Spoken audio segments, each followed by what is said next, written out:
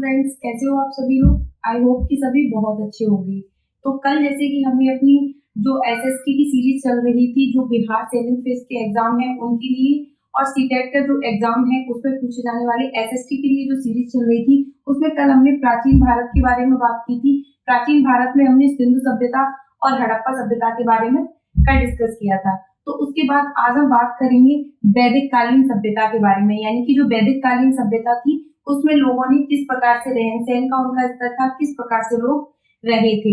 तो सबसे पहले बात करते हैं वैदिक सभ्यता, यानी कि जो वैदिक सभ्यता थी, वैदिक सभ्यता का विभाजन दो भागों में किया जाता है। यानी कि जो हमारी वैदिक सभ्यता थी उसका जो विभाजन किया जाता है वो दो भागों में किया जाता था। वैदिक सभ्यता दो भागों में डिवाइड की गई थी।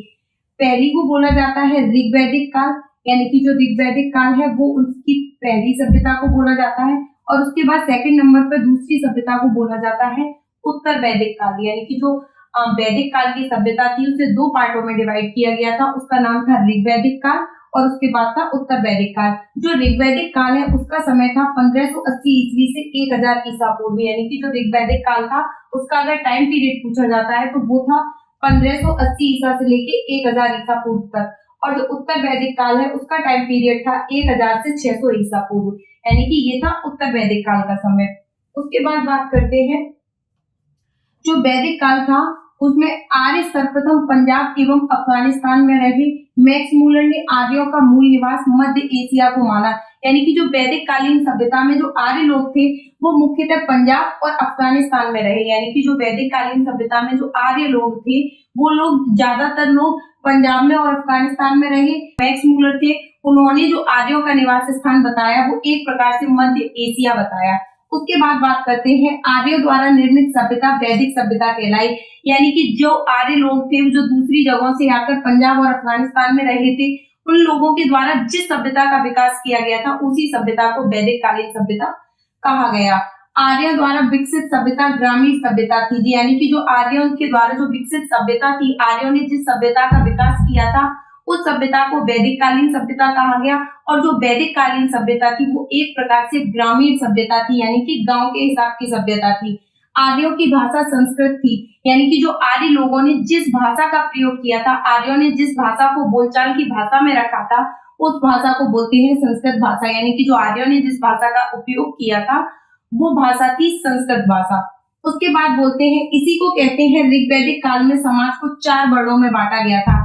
यानी कि जो ऋग्वैदिक काल था उसमें जो समाज को बांटा गया था वो 4 वर्णों में बांटा गया था। यानी कि जो आर्यों की पहली सभ्यता थी जिसे कि ऋग्वैदिक काल बोला जाता है, उसमें जो समाज को बांटा गया था, यानी कि जो समाज के लोग थे, तो जो समाज के लोग थे जो उनको बांटा गया था, तो उनको 4 वर्णों में बांटा गया था। एक ब्राह्मण, दूसरा क्षत्रिय, उसके बाद वैश्य और उसके बाद शूद्र। यानी कि इन 4 वर्णों में जो लोग थे वहां के जो रहन सहन के स्तर था उनमें 4 वर्णों में लोगों को विभाजित किया गया था। यह विभाजन व्यवसाय पर आधारित था। यानी कि जो वैदिक काल में जो ऋग्वैदिक काल था उसमें जिन लोगों को 4 वर्णों में विभाजित किया गया था, इस चीज को बहुत अच्छे से ध्यान में रखना है। जिन लोगों को 4 वर्णों में विभाजित किया गया था वो उनके व्यवसाय के आधार पर किया गया था। यानी कि जो लोग जिस वर्ग में पैदा होते हैं उससे उसका कोई मतलब नहीं था। अगर कोई भी इंसान जो पैदा होने के बाद में जैसे ये मान लिया जाए कि उसे बहुत अच्छे से पोथी पत्राओं का ज्ञान होता है, वो अच्छे से हवन करा लेता है, यानी कि जो इस प्रकार के पूजा पाठ संबंधी कार्य जो भी इंसान चाहे वो किसी भी वर्ग में पैदा हुआ हो, वो अगर इन कार्यों को करा लेता है तो उसे ब्राह्मण वर्ग का दर्जा दे दिया जाएगा। लोग जो लड़ने में या फिर क्षत्रियों की तरह कार्य करने में, इन सभी चीजों में जो लोग निपुण थे, जिन्हें घुड़सवारी करना बहुत पसंद था, युद्धों वगैरह में भाग लेते थे, तो उन सभी चीजों में क्षत्रियों को रखा गया। वैसे लोग थे जो वैश्यों के कार्यों में, यानी कि जो थोड़े से शूद्र लोग जिनको सफाई कर्मी वगैरह, इन सभी चीजों में शूद्र लोगों को रखा गया। तो जो उनसे ऊपर के लेवल के लोग थे, जो व्यापारी थे और जो व्यवसायी लोग थे, व्यापारी वर्ग के लोग थे, उन्हें वैसे वर्ग है उसमें रखा गया। शूद्र वर्ग में उन लोगों को रखा गया जो लोग सफाई कर्मी थे, जो लोग अच्छे से पढ़ लिख नहीं पाते थे, जिन्हें सफाई करना या खेतों वगैरह में कार्य करना, इन सभी चीजों में जो लोग ज्यादा ध्यान लगाते थे उन्हें शूद्रों में रखा गया था। तो यानी कि जो इन 4 वर्णों का विभाजन किया गया था ऋग्वैदिक काल में वो व्यवसाय के आधार पर किया गया था, ना कि उनके उस कुल में पैदा होने के आधार पर किया गया था। उसके बाद में बात करते हैं जैसे कि जो ऋग्वैदिक काल है, इस काल में स्त्रियों और भी पुरुषों के साथ प्रत्येक कार्य में यानी कि जैसे कि यज्ञ कार्य होते हैं, प्रत्येक कार्य में भाग लेती थी। यानी कि जो ऋग्वैदिक काल था वो इस चीज के लिए बहुत अच्छा था कि जो वहां पर स्त्रियों की जो दशा थी ऋग्वैदिक काल में बहुत अच्छी थी। स्त्रियां प्रत्येक उस कार्य में भाग लेती थी जिसमें पुरुष भाग लेते हैं, जैसे कि किसी भी कार्य में यज्ञ करना है, पढ़ाई है, शिक्षा है, आदि सभी चीजों में स्त्रियां भी पूर्ण रूप से भाग लेती थी। बाल विवाह एवं पर्दा प्रथा का प्रचलन नहीं था, यानी कि जो ऋग्वैदिक काल था उसमें बाल विवाह यानी कि जो छोटी सी उम्र में विवाह कर दिए जाते थे उन विवाहों का प्रचलन नहीं था। ना ही ऋग्वैदिक काल में पर्दा प्रथा का प्रचलन था, यानी कि लोगों को पर्दा करने के लिए जैसे कि स्त्रियों को पर्दा में रखा जाता है एक प्रकार से, उस काल में यानी कि ऋग्वैदिक काल में इन सभी चीजों का प्रचलन नहीं था। आर्यों का समाज पितृ प्रधान था, यानी कि जो आर्य लोग थे उनका जो समाज था वो पितृ प्रधान था। पितृ प्रधान का मतलब होता है यानी कि जो उनकी जाति है, जो उनके कुल का जो वर्णन किया जाता है वो उनके पिता की जाति के अनुसार, यानी कि जिस कुल का निर्माण किया जाता है वो पिता की जाति पर लागू होता था। यानी कि तो इस देश में यानी कि वहां पर पिता की सत्ता चलती थी। उसी प्रकार से जो ऋग्वैदिक काल था वो एक पितृ प्रधान माना जाता था, यानी कि पिता की सत्ता के हिसाब से माना जाता था। स्त्रियां शिक्षा ग्रहण करती थी। ऋग्वैदिक काल में स्त्रियों की दशा बहुत अच्छी थी, वो लोग यज्ञ कार्यों में भाग लेती थी, शिक्षा ग्रहण करती थी, या अन्य ऐसे कोई भी कार्य नहीं थे जिनमें वो पुरुष वर्गों से वंचित रहती थी, यानी कि जिन कार्यों को पुरुष कर पाए उन्हें स्त्रियां न कर पाए। उसके बाद में बात करते हैं विधवा अपने मृतक पति के छोटे भाई से विवाह कर सकती थी। ऋग्वैदिक काल में ये नियम था कि अगर किसी भी स्त्री का पति मर जाता है तो वो अपने पति के छोटे भाई यानी कि अपने देवर के साथ विवाह कर सकती थी। उसके बाद बात करते हैं इस काल में लोगों का पेय पदार्थ सोमरस था। ऋग्वैदिक काल में जो लोग थे वो सोमरस का पान करते थे, यानी कि जो उनके पेय पदार्थ में यानी पीने वाले पदार्थों में जो चीज शामिल थी वो थी सोमरस। जो सोमरस है उसको बनाया जाता था वनस्पतियों से, यानी कि जो जड़ी बूटियां, जो घास फूस, इन सभी चीजों से मिलकर सोमरस को निर्माण किया जाता था। ऋग्वैदिक काल में आर्यों का मुख्य व्यवसाय पशुपालन एवं कृषि था, यानी कि जो ऋग्वैदिक काल था उसमें जो आर्यों का प्रमुख व्यवसाय था वो था पशुपालन और कृषि करना। उसके बाद गाय को न मारे जाने योग्य पशु की श्रेणी में रखा गया था, यानी कि जो हमारे गाय है उसकी पूजा की जाती थी, उसे न मारे जाने वाले पशुओं की श्रेणी में रखा जाता था, यानी कि गाय की हत्या करना वर्जित था।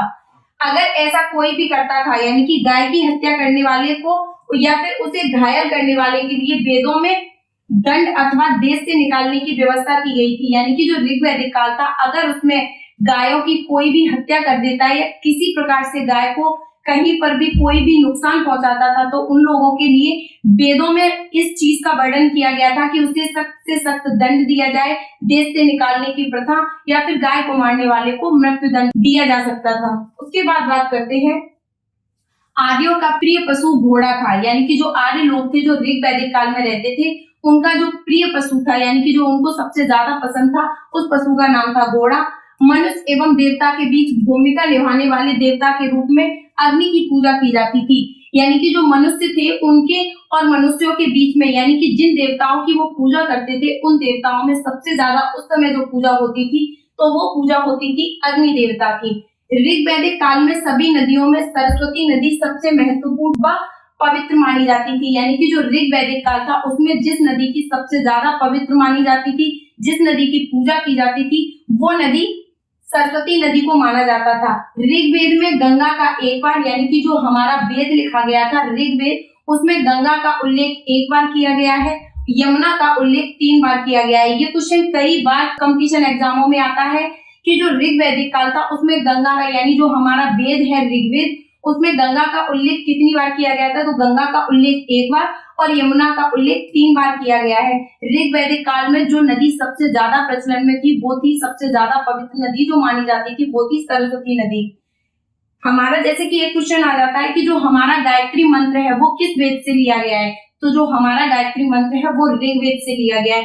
ऋग्वेद हमारा सबसे प्राचीन वेद है, अथर्ववेद हमारा सबसे अंतिम वेद है। अथर्ववेद जादू टोटके टोनों पर आधारित है। इसी प्रकार से जो हमारी वेदों की सीरीज है वो लास्ट सीरीज में हमने बताई है तो उसको जाके जरूर वॉच कीजिए। उसके बाद नंबर 2 पर जो हमारे वैदिक काल को डिवाइड किया गया था 2 कालों पर, एक था ऋग्वैदिक काल उसके बारे में जो अभी हमने डिस्कस किया था। उसके बाद दूसरा काल था उत्तर वैदिक काल, यानी कि जो उत्तर वैदिक काल था, ऋग वैदिक काल के समाप्त हो जाने के बाद में जो काल आया था उसको बोला जाता था उत्तर वैदिक काल। उत्तर वैदिक काल में राजा का राज्याभिषेक समय राजसूय यज्ञ किया जाता था, यानी कि जो उत्तर वैदिक काल था उस समय पे जो राजा का अभिषेक किया जाता था, उस राजा के अभिषेक के समय पे एक राजसूय यज्ञ का प्रतिष्ठान किया जाता था, यानी कि एक प्रकार से राजसूय यज्ञ किया जाता था, का अनुष्ठान किया जाता था। उत्तर वैदिक काल में व्यवसाय को जन्म के आधार पर निर्धारित करने लगे थे।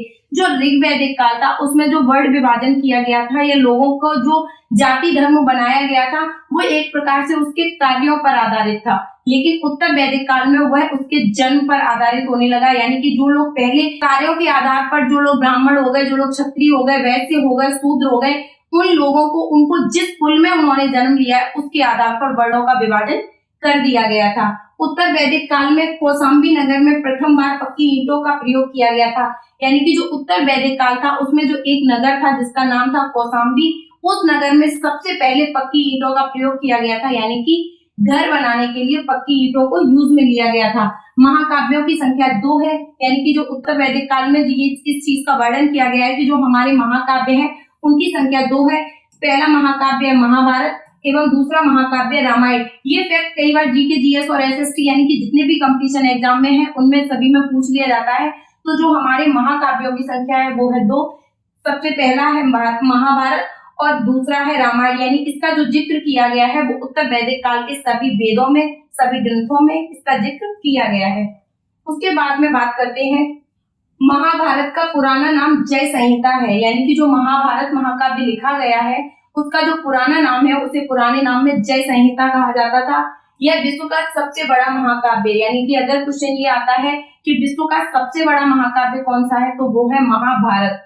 उसके बाद बात करते हैं सत्यमेव जयते, यानी कि जो सत्यमेव जयते ये शब्द है ये कहाँ से लिया गया है, तो जो सत्यमेव जयते शब्द है इसे मुंडोपनिषद से लिया गया है। तो सत्यमेव जयते जो शब्द का सबसे पहले प्रयोग किया गया है उसे मुंडोपनिषद वेद से लिया गया है। तो ये थे हमारे वैदिक काल को जो 2 पार्टों में डिवाइड किया गया था, ऋग वैदिक काल, उत्तर वैदिक काल। इनकी चल रही टॉप सीरीज में, यानी कि हिस्ट्री के पेपर में जो बिहार 7th फेज का एग्जाम होने वाला है और सीटेट 2023 का जो एग्जाम 20 अगस्त को होने वाला है, उन सभी के लिए इसमें से कोई ना कोई क्वेश्चन जरूर आएगा।